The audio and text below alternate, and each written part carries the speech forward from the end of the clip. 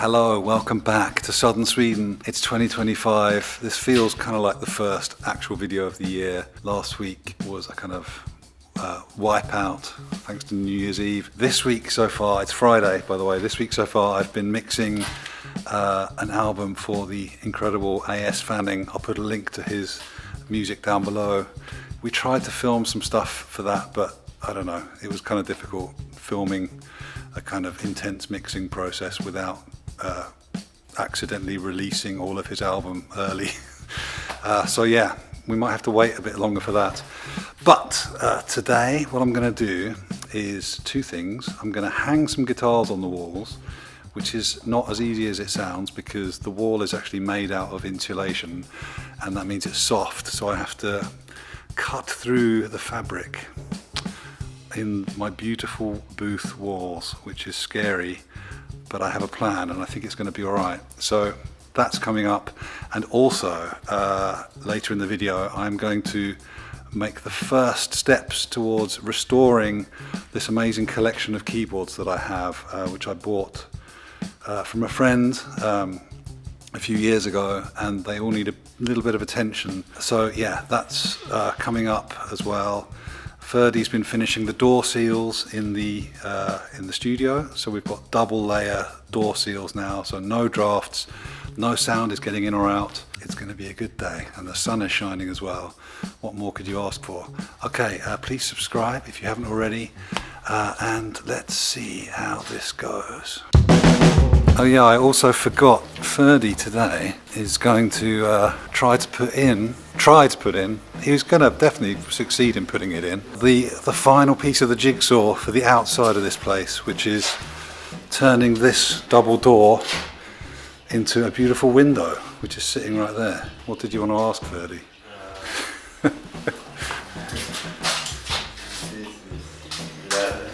Will the window sit flush to the outside? Like similar to these ones, I think. Like just in a little bit, maybe. Let's try and make it look the same as these. Okay, so the issue is that behind this fabric is soft insulation. Soft, I mean it's quite firm, but I think it's asking for trouble just to screw these on through the insulation. So I'm going to carefully cut a little slit with a sharp scalpel, and then I'm going to put in a piece of wood behind there, pull the fabric back over, staple it onto this, screw this into the plasterboard behind. It's a double plasterboard, so it should be pretty strong. And then I can just screw these on the top, and it should be completely invisible, and no one will be any the wiser. That's my plan. Okay, so the holes for the screws for these, or the screws for the actual top piece, I need to make sure that I don't get in the way of those. So I'm guessing this is 10 centimeters ish. So if I do these at 3 and 7, and that's well out of the way of anything else. So I'll use the drill press to drill out these so they're nice and vertical. 70mm screws should be long enough.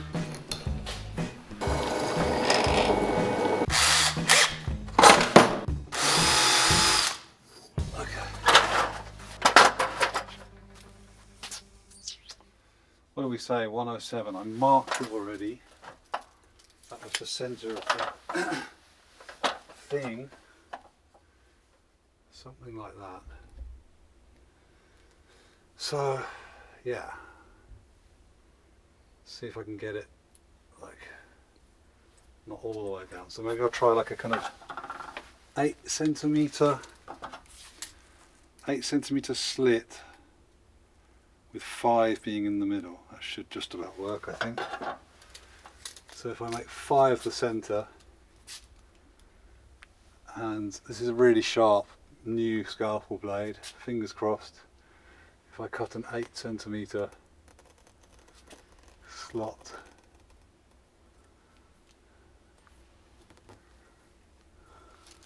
damn, that's so short. How am I going to do this? Is that just going to remain there forever now? I'll just give up on this and they'll just be a little small.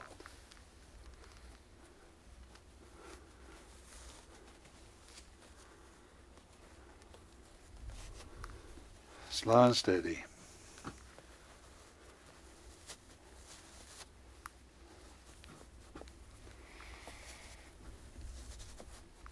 What have I done? I can cut it open a little bit at the bottom and the top, which will hopefully stop it ripping more.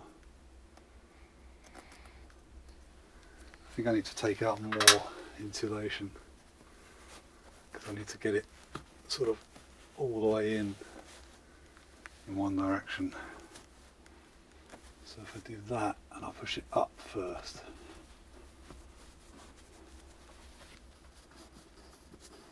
There we go. Okay. Great. So the bottom, top, okay, cool. Right. Now I just make sure it was 118, wasn't it? Yeah, 118. Should be good.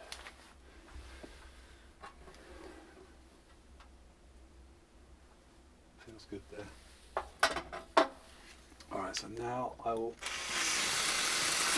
pile up, drill those things. Take this back out carefully.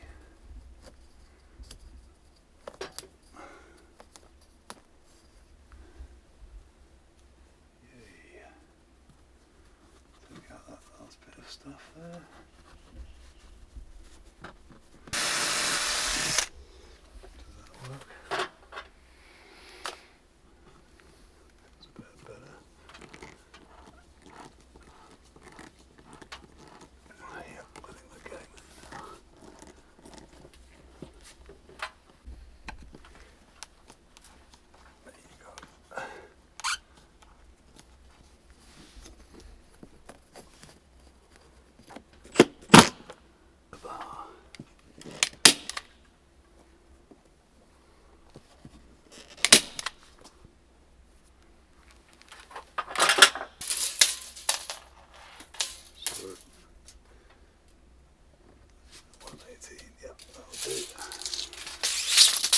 And then,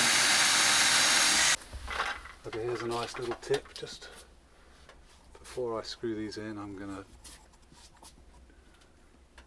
cover the heads with black permanent marker. Can I get it right in there?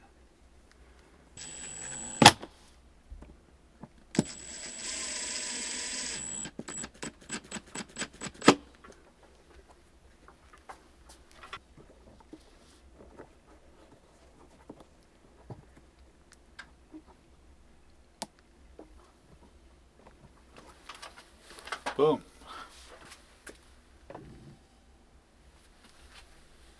Yeah, very nice. And then I was thinking, because I was wondering about lighting them from above, Yeah. but I started thinking, what about lighting them from below so that they kind of cast cool shadows? But then, You need to get a good angle there. You need to come out Yeah, it from has to them be come from the out. wall a bit, right? yeah, if they were tighter to the wall, then That'd be cool, yeah. would But if you work. just get the underside, it's not good. no. Alright, there you go. That's one. It's kind of dark in here, isn't it? I'm not going to bore you with the rest, but I'm going to just crack on now that I have my method. Looks pretty good. It's a cliche, I know. Guitars hanging on the walls, but they are beautiful things, so I suppose it gets them out of the way. You can look at them, you can grab your axe whenever there's a solo that needs to be chopped down onto a recording. What am I talking about? Okay, cool, I'm going to crack on with this. Ferdy's still putting in the window. Keyboard's coming later.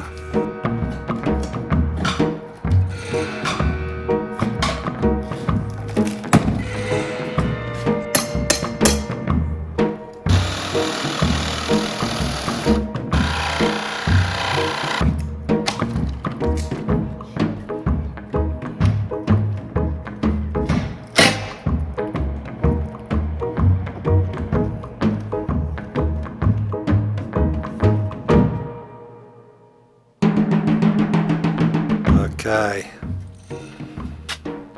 that's that wall done. I decided to leave the middle one out because, well, partly because there's a heat pump above it, even though I really don't think incredibly gentle 20-degree air, like blowing very, very occasionally over a guitar, would do any damage really. I think it would be completely fine, but yeah, I just think it's a bit much maybe to have all 7 panels with a guitar in, and maybe we can just put a picture here of something, maybe a picture of me in the middle. How about that? Yeah, all right, so that's that. And now onto the keyboards. So I have 4 keyboards to fix up. I have a Mark 1 clavinet. I have a Rhodes Mark 1 Rhodes. I have a Hohner Electra piano. And I have a Hohner Cembalette, or Cembalette, depending on where you're from, I guess. I think this is also a Mark 1, number 1 it says. These 3 I bought together as a collection, along with a Pianet, which is down here. And the Pianet is pretty good, doesn't really need much doing to it.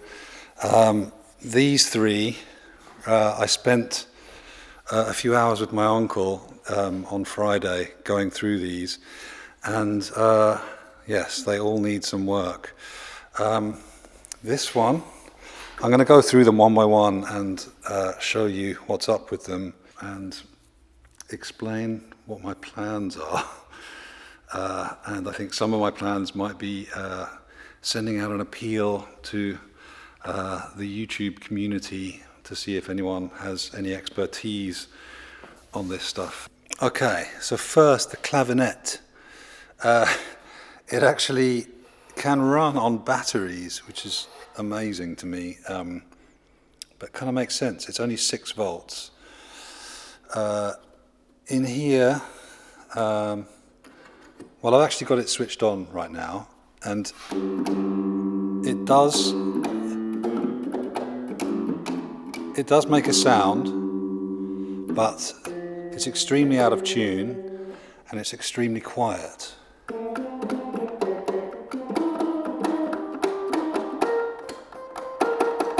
So I think possibly, fingers crossed, all this really needs is a deep clean to make the keys kind of as responsive as possible, and definitely it needs a tune for sure, and then I can just investigate why it's so quiet. Maybe it's just something to do with some kind of duff capacitors or something. Inside here, hang on, I'm just going to open this up. I'll turn it off first, I think.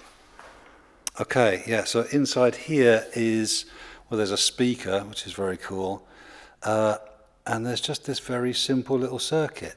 I'm pretty basic with my electronics knowledge. I have built guitar amps with help, and I have fixed things with help, and I have fixed things without help, and I've built my own pedals and stuff, but yeah, I still feel very unconfident with it. But I'm looking here, and yeah, there's a few capacitors, there's some very old looking resistors and things, so I think probably this isn't too hard to just go through and test everything and find out if everything is as it should be. It does look like it's been worked on. I was saying to my uncle the other day, a lot of this cabling here looks kind of new. Like that's the old stuff there, this kind of brown, like shielded single core cable.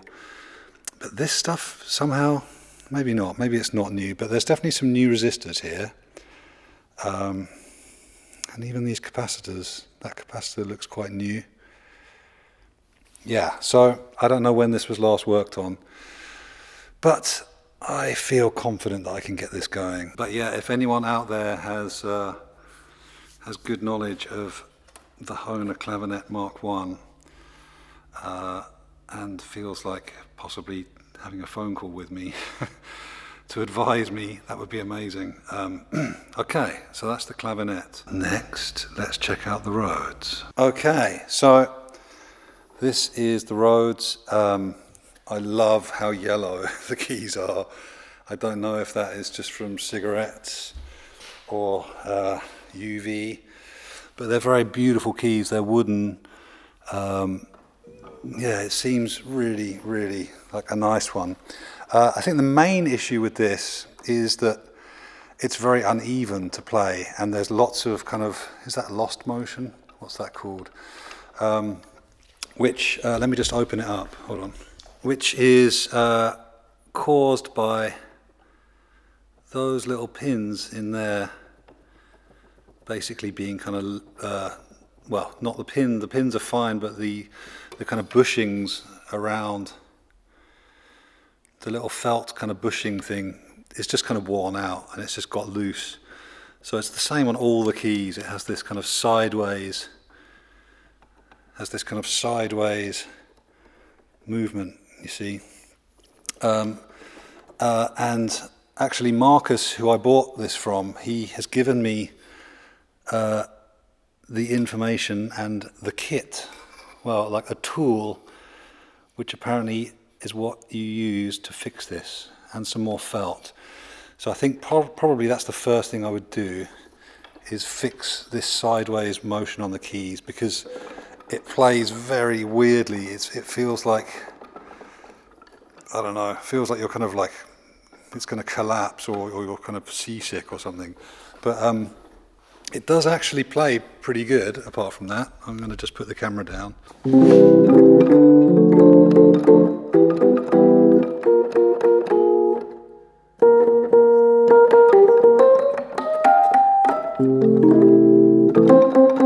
There's a few.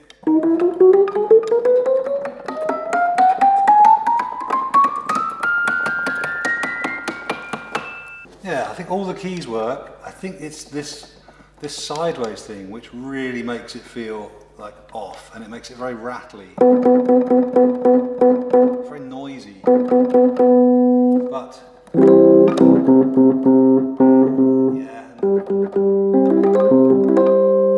I think this isn't going to be too bad. The lid does have, someone's cut a hole there and there at some point, and they've covered the whole thing with a piece of like sticky plastic. So I think at some point I will take this off, I will fill these holes, I will rub the thing down, and I will try and give it a really nice kind of lacquer finish. I don't know what colour or anything, but I'll try and restore this as good as I can. The Tolex has also seen better days, but maybe that will just clean up. It's not too bad. It's a little bit manky here at the back, but I don't know, we'll see. Maybe we'll do a full restoration on this and recover it. It's a beautiful thing, and it does have the pedal. The pedal is there, in case you were wondering. Okay, so that's the Rhodes. Right, Cembalette next. Okay, it's plugged in. Now this one we checked the other day, and it does power on. Very noisy. The tubes do light up.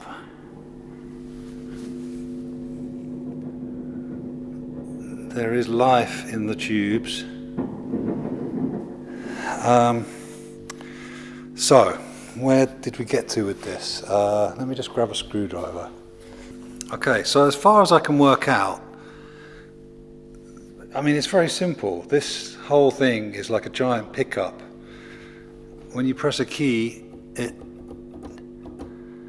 a little plucker plucks this tine, which generates a signal in this bar somehow, and these two, this red and blue cable, which looks very similar to the red and blue cables in the clavinet actually, which is interesting, that makes a signal. And the other day it did seem like the amp was actually working, like we were getting some noise from these cables. It was amplifying it. Today I don't know how it's behaving, but there is no sound. I think maybe there was one key, was it? Yeah.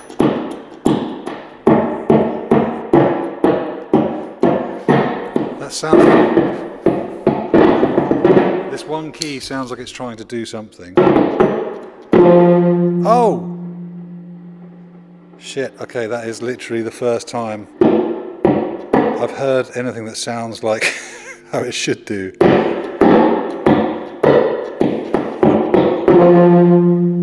There you go. That's something.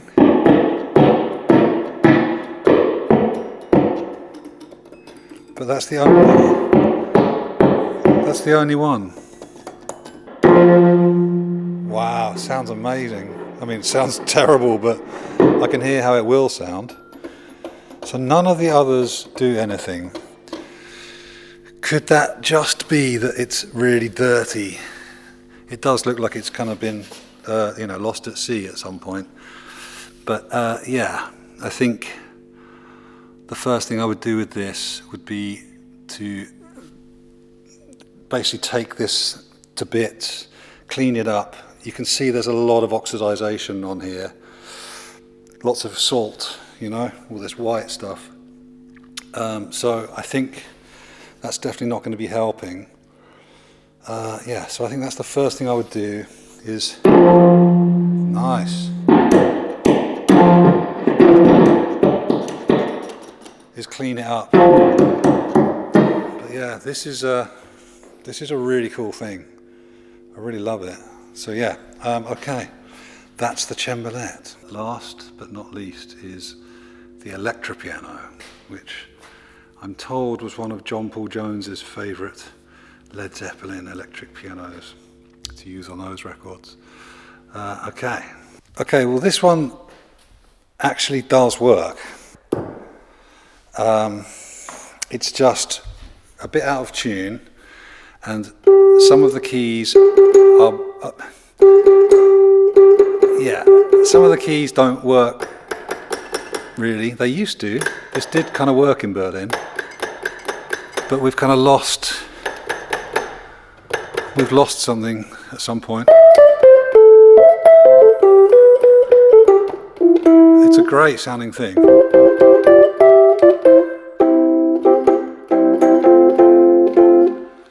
Yeah, there's like huge blocks of lead in here. It's really nuts.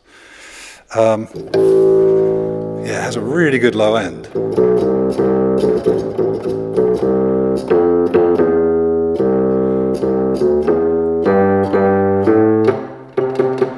Yeah, there's just a few keys which they don't quite sound right, and it seems to be kind of section by section, and I wonder, is it possible that this thing in here, which looks like it is actually connected to each section, I wonder if it's just a case of balancing it out electronically here. Let me grab a screwdriver. I've only just noticed that. I have a feeling that these wipers here are just dirty. I'm going to give them a little spray with some Ballistol.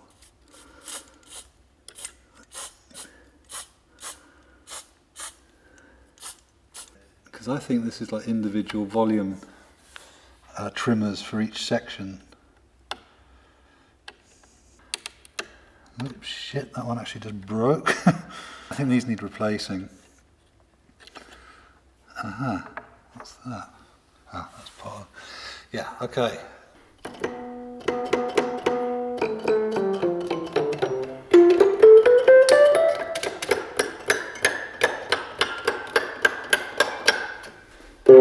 Ah. Okay.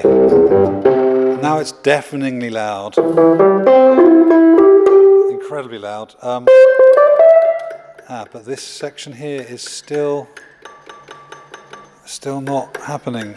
I don't think it's any coincidence that it's between this red wire and this yellow wire that it's not working, because the keys just up to the red are great, and then as soon as we hit the red one, it all just stops and it just dies out totally in the middle of the octave.